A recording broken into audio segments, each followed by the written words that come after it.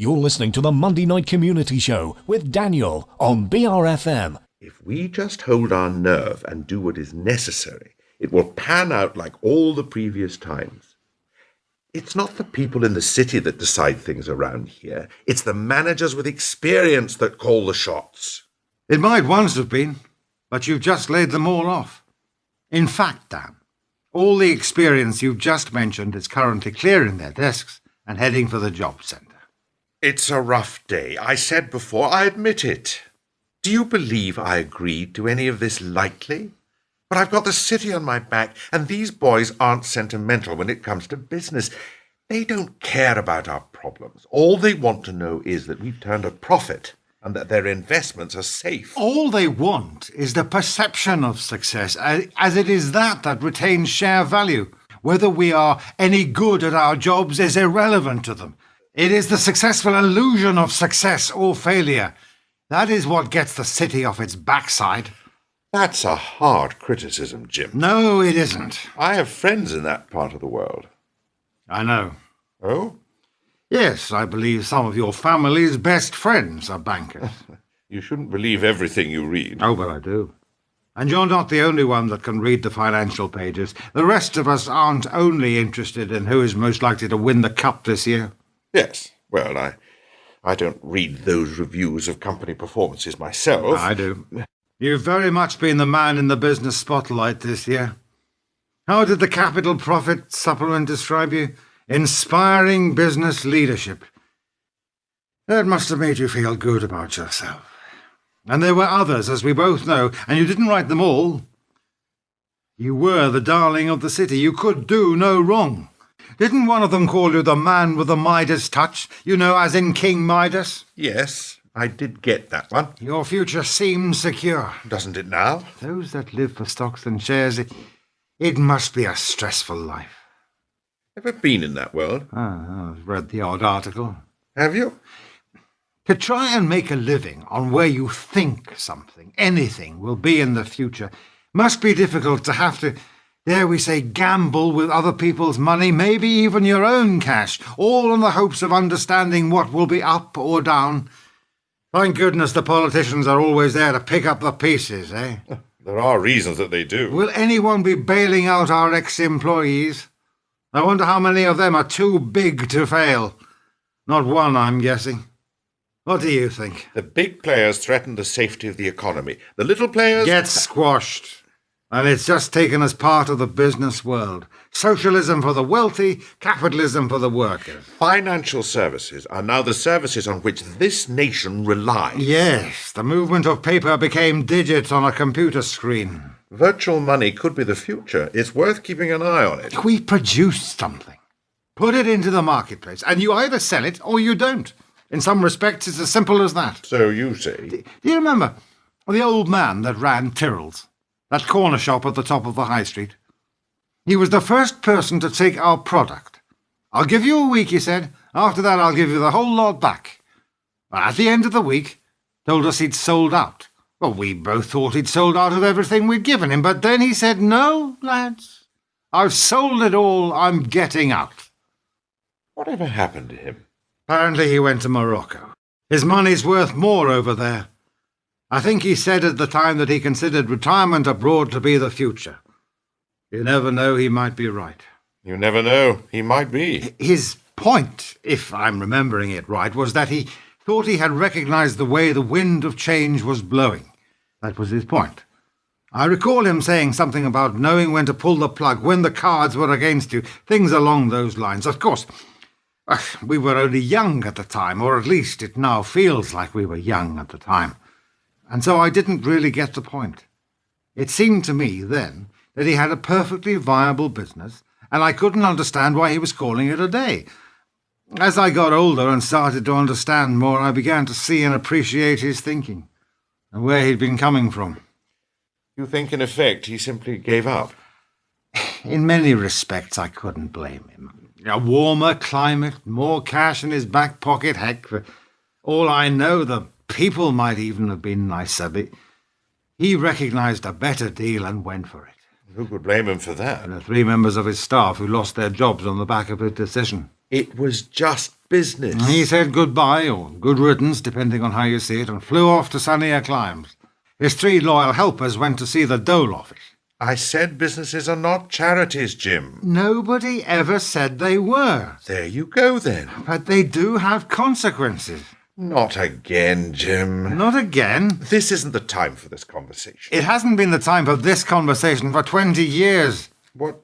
For 30 years, the prevailing business attitude has become maximize profit over and beyond the needs of society, for which we were then told there was no such thing. I'm not having a conversation about the rights and wrongs of social thinking in the 1980s. The business plans of the time became the norm the world over. Shareholder maximization. Which was code for paying managers in shares as well as their salary. Your point being? This mentality means that today's profit became more important than tomorrow's investment. It was short-term and detrimental to the company. Right. Whatever, Jim. And to produce these profits, they sacked people over and over until there was no one left that knew anything or could do anything. Why are you telling me about this? Because to please people we've never met and never will, we're going down that very same line. Listen, I've done my best for the people that work in this firm, but it is a place of employment. They perform tasks and I pay them. You mean the firm pays them? Yes, the firm pays them. And so it should. They worked, management made the profits, the workforce got paid. As you said, it's not a charity. What's the point you're trying to make? People gave us years of their lives. For which we then paid them. For which they then set up their lives on the future they thought we were providing. Jim, I told you we are not... A charity, yes, I know. But neither were they. What do you want me to say? That in some way I've enjoyed this morning? That it gave me some sense of power to know that those that turned up day after day are now surplus to requirements? Do you think this gives me some bizarre pleasure? Most of those people will never work again. Right now, several thousand people hate me with an intensity that you could never begin to imagine. They will probably go to their graves calling me every name under the sun. There is nothing I can do to stop that hatred. Do you think I can simply wave a magic wand and change the business world? I can't. Markets are international. Capital is 24/7. And every morning when I arrive, I never know what damage the city boys have done while I slept. Well, recently, they've given me one hell of a nightmare, and to make sure that the company survives until dusk and then daybreak, some hard decisions needed to be made, and I made them. These kind of days are difficult. I'm not going to pretend that they're not. But we both know that this company is strong enough to weather the storm, and we'll be back, fitter and healthier than before. You watch, Jim. It's only a matter of time. According to the British Retail Consortium, footfall on the high street across this country dropped by 4.6% this last year. 7.2% fall in out of town, and 5.2% in shopping centres. You were always a details man, Jim, I'll give you that. Visits to the high street down 3.3%.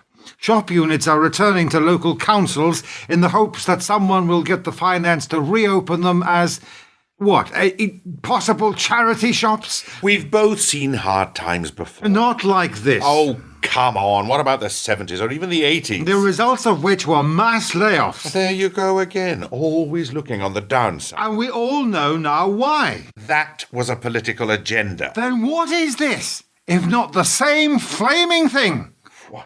What? Are you serious? In the 70s and the 80s, the plan was to break the unions, and they did. And a damn good thing. Can you imagine what would have happened, not just to the country, but to our business, if one or two hotheads had started sowing discontent within the ranks?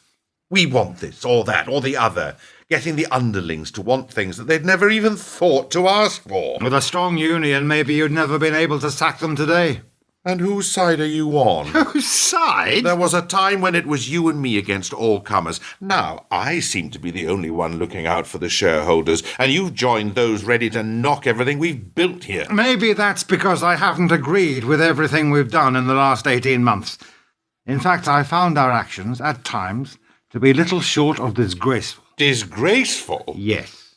You never said. I did. I stopped. I gave up, in truth. You stopped listening, so I stopped talking. When you closed the company pension scheme, I tried to tell you what I thought. When you outsourced the various departments like security and catering, I mentioned that I thought it was a dangerous move. The first redundancies, that sent out the signal that the company had lost its loyalty to its employees, the people who actually made it what it was. When people used to join the firm, I went and saw each new member of staff, introduced myself, if time permitted. I'd even try and have a cup of tea with them.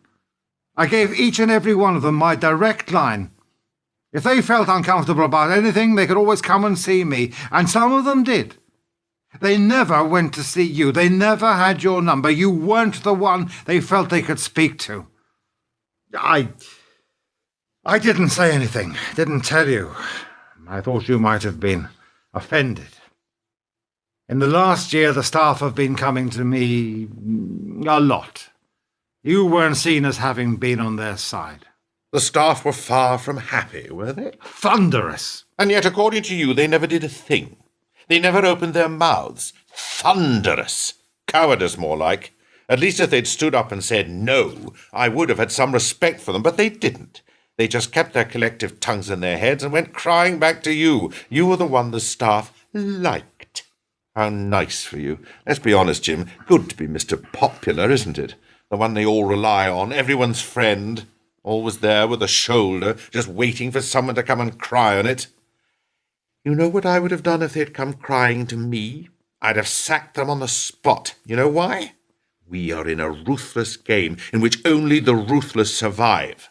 I have to be strong and hard just so that you can be the one that makes the staff feel special. But remember this, Jim. The staff don't run this company, and saying that, neither do you. It was my money that set the whole thing up, so if I make a decision, I don't expect to have to justify it to those that get to leave at 5:30 when I'll be lucky to leave by 9 in the evening. It wasn't your money. You didn't have any more than I did. It was your father's cash that was the starting point for this business. He was the firm's major investor. He was the one that gave this operation its chance. Neither you or I had any capital worthy of the name to put into this. Your old man made this possible because no one else would back us.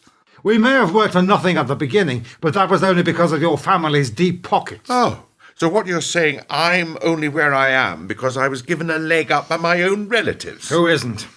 Is there anything else, Jim? I have to get on. No one achieves anything on their own. No one gets anywhere in this world without a friend to back them. I have worked my fingers to the bone for this company. I'm the first in the morning to arrive, and I'm the one that turns out the lights at the end of the day. No one ever said you didn't work hard. I've aged in this office, Jim. Aged, I tell you.